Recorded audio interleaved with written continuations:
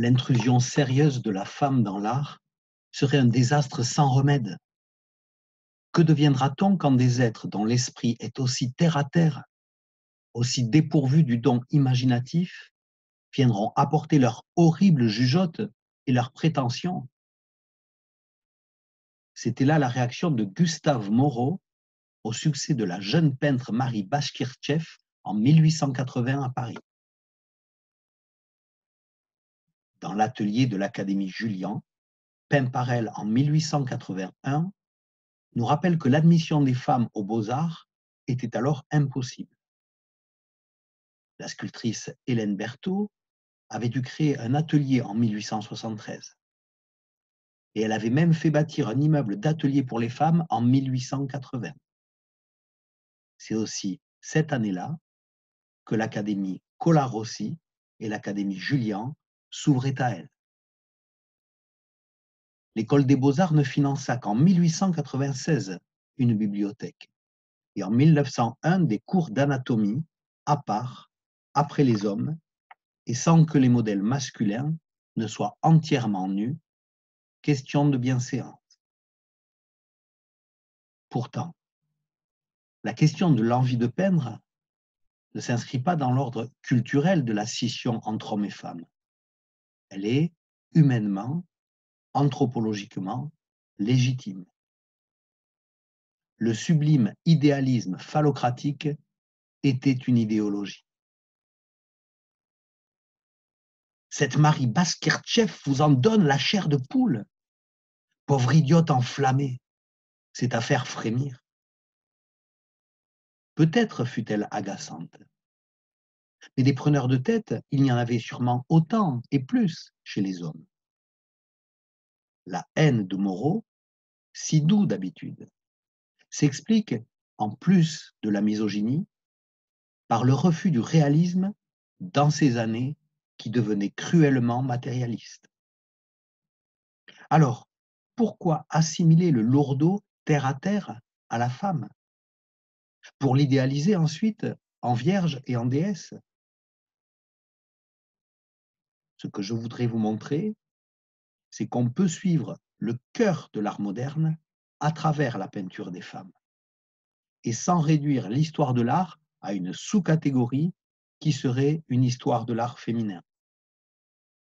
Après cette introduction autour de Marie Bashkirtseff, je vous présenterai plusieurs femmes artistes dans une liste non exhaustive que je présenterai par chronologie de naissance.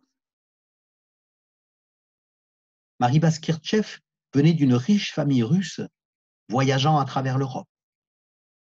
À 12 ans, elle tenait un journal, parlait 5 langues et entretenait une correspondance avec Maupassant. Elle était l'amante du peintre académique et naturaliste Jules Bastien-Lepage. On entend ici son influence. Le tableau est de Marie Bashkirtseff. La nature, la lumière, le rêve, l'accablement devant le labeur. Pour une gloire espérée qui ne vient pas. Toutes les tendances modernes sont là. Son œuvre la plus connue évoque le socialisme, avec ses enfants qui jouent à recréer un meeting. C'est à cette tendance que s'oppose le symbolisme. Dans cette vue terreuse d'un faubourg, en 1882, il y a encore les couleurs de l'académisme, les vapeurs brumeuses du spleen du siècle finissant. C'est ce que les impressionnistes étaient en train d'outrepasser par la couleur. Marie Bashkirtseff est morte en 1884, à 26 ans, de la tuberculose.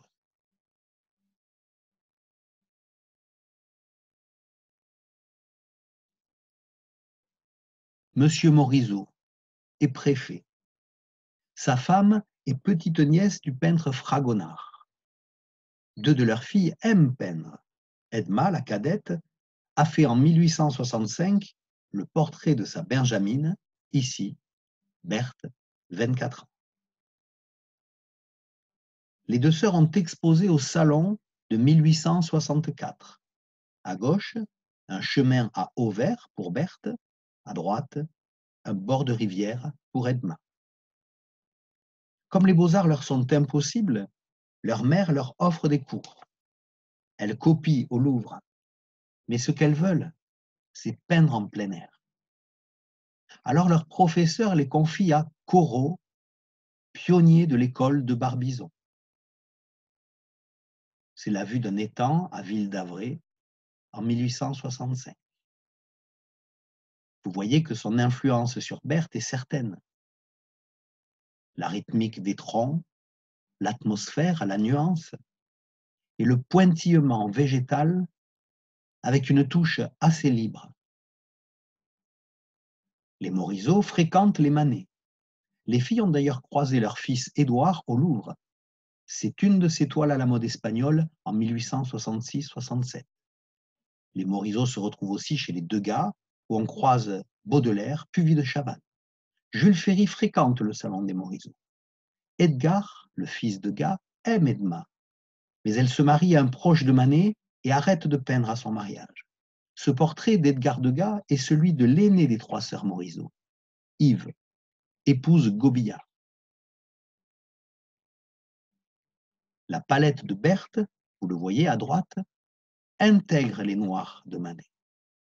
C'est une vue de Pont-Aven qu'elle présente au salon en 1868.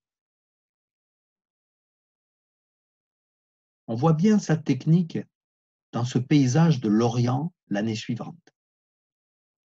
Le fond et le dessin tracés en jus de terre rouge et la superposition de blanc bleuté, plutôt céruléum dans le ciel, et d'outre-mer blanchi dans l'eau. De ce rapport des teintes froides et chaudes advient l'effet de lumière, soutenu par le contraste noir et blanc du mur et de la robe, avec les arbres à gauche et les navires. Son sujet, à Berthe Morisot, c'est aussi ici le moment, à part soi, de détente, de contemplation. Tout un mode de vie de loisir accessible à la bourgeoisie sous le Second Empire. Mais la répartition des rôles sous domination masculine contraint la femme à la passivité à l'intérieur domestique. Ce moment à la fenêtre, c'est aussi bien le retrait de la vie créative. Une femme n'aurait-elle envie d'y participer autrement que par les codes de maternité et de salon? Le maître mot qui rôde ici sous les regards, c'est l'ennui. Madame Morisot mère se plaignait même des atroces retouches que Manet avait opérées sur son visage dans le tableau de sa fille. De 11 ans son aîné, il a tendance à l'accaparer. N'est-elle pas d'ailleurs souvent son modèle, comme dans son balcon 2 ans plus tôt? Si ces femmes à lui sont au balcon pour être vues, celles de Berthe, en 1872 à droite, partagent au contraire l'acte de voir. C'est sa sœur Yves et sa fille Bichette.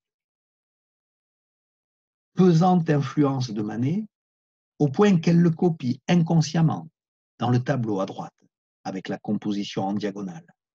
Et ça l'agace. À gauche, le tableau que Manet a fait pour l'exposition universelle de 1868. Vous voyez la similitude. Elle pose toujours en amie, cependant, en 1872. Tableau de Manet. Dans ce portrait d'Edma de Berthe Morisot, elle utilise la palette noire, comme dans toute la période autour de la Commune de Paris. À cette époque, Cézanne aussi l'avait adoptée. Le marchand Durand-Ruel lui achète 2 toiles et Edgar Degas lui donne sa reconnaissance. Alors, plus sûre d'elle, elle revient à des tons clairs. On le voit bien en comparant ces 2 tableaux de 1873-74. Les bateaux en construction sont un sujet assez complexe, qu'elle construit d'un geste vif. Liberté de touche et couleur inaugurent un style nouveau. Son impressionnisme, c'est une immersion du sujet dans la nature verte. La robe, là devant, étale la clarté du ciel. Dans le berceau, le regard d'amour maternel est illuminé du rayon ocre d'or, rose et mauve du voile. Maternité, c'est dire aussi éducation et communion par les jeux en plein air. La touche organise le flux des matières, la sensation d'énergie, de paix et d'unité.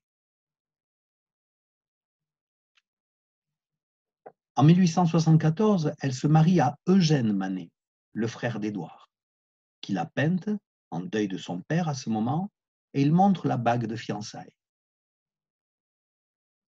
Comme trop d'artistes s'étaient vus refuser au salon de 1873, elle adhère contre l'avis de Manet à la Société des artistes qui expose en 1874 chez le photographe Nadar, ceux qu'on appelle les impressionnistes. Cette caricature se moquait d'eux. On commente la grâce de Berthe Morisot en parlant des débordements d'un esprit en délire. Vous le voyez, la toile restitue la lumière en recevant la libre expressivité de sa touche. L'impression ressentie devant le monde déclenche une joie d'être extériorisée dans le geste qui se fixe sur la toile.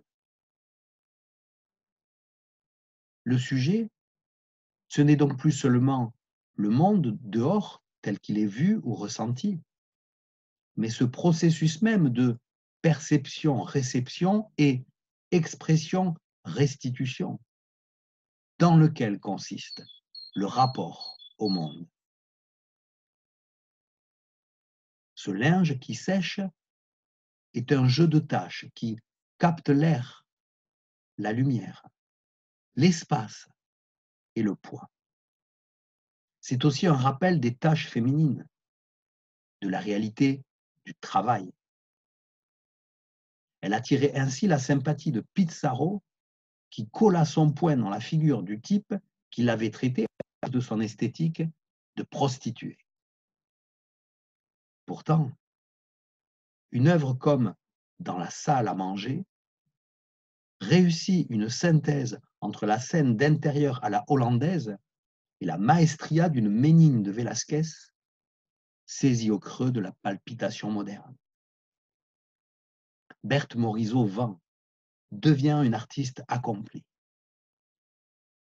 Elle renverse les rôles et fait poser son mari. Cette fois, c'est l'homme à l'intérieur, devant le spectacle d'un monde où les femmes vont libres. Il y a un bouillonnement intense, pourtant paisible et intime. Voyez à droite la lumière sur le canapé. Le côté non fini, rapidement zébré, reste plein de sagesse. La femme est-elle une eau qui dort? Voyez les reflets en zigzag, le bord des vêtements, des collerettes. Comme si le calme plat traditionnel était revivifié par une affirmation sereine et combative de présence en soi et tout autour. Le familier est une source de jouvence, une implosion intime de souvenirs parfumés, de plénitude emportée dans les herbes hautes et le vent. L'orientation dynamique de la touche, l'intensification de la douleur exprime cet espace-temps bouleversé qui met côte à côte l'adulte en sa conscience et l'éternité de l'enfance. Vous voyez le petit bateau entre le père et la fille? Eh bien, le navire des transports spirituels, il est là concrètement dans ce petit bateau qui flotte sur la mare et dans ce beau voilier du port de Nice. Il est tangible dans la pâte colorée. Berthe Morisot a atteint cette poétique de la plénitude de l'enfance non quittée. Cette scène de jeu dans une vasque rappelle un dessin important dans l'histoire de l'art féminin, de Sophonisba Anguissola en 1554, et qu'aimait beaucoup Michel-Ange. Ce geste radical, qui unit dans sa griffe le dessin à la couleur, a quelque chose de victorieux. En 1885, Berthe Morisot a des allures de capitaine. Elle est beaucoup plus qu'une compagne de route des impressionnistes, même de premier plan. Elle devance les développements de l'art moderne.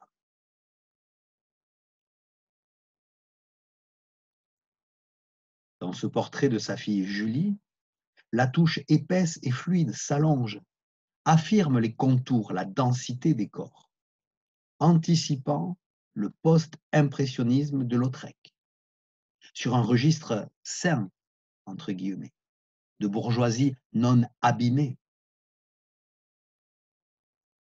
N'est-ce pas là du beau, souple, moderne, jeune, détendu? Sa peinture est celle d'une bourgeoisie laïque sans traditionnalisme religieux. Le dimanche est le jour des loisirs champêtres. Elle n'a pas ce besoin de doctrine théorique spirituelle qui apparaît chez ces peintres qu'on dit prophètes, les nabis. Les femmes et leurs volutes sur l'échelle de Maurice Denis la même année sont un idéalisme d'aspiration au paradis qui lui est étranger. Nous sommes en 1892. Où est l'âge d'or, à l'heure du bouleversement capitaliste industriel? Ici même, répondrait-elle. Sa peinture est beaucoup plus expressive. Sa fillette au chapeau de paille n'est pas si loin, malgré le contexte cossu de la bibliothèque et de la mode japoniste, de l'expressionnisme de Munch, quelques années plus tard, dans l'angoisse et le dénuement.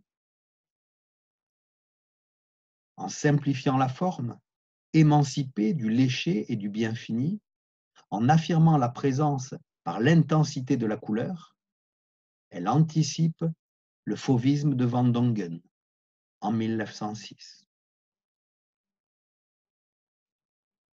En 1894, sa touche fragmentée qui palpite d'accords intenses précède les chavirements fauves de Vlaminck ou les extases de Matisse. Berthe Morisot meurt, peut-être de la syphilis pulmonaire de son mari, en 1895. À tout à l'heure pour la suite.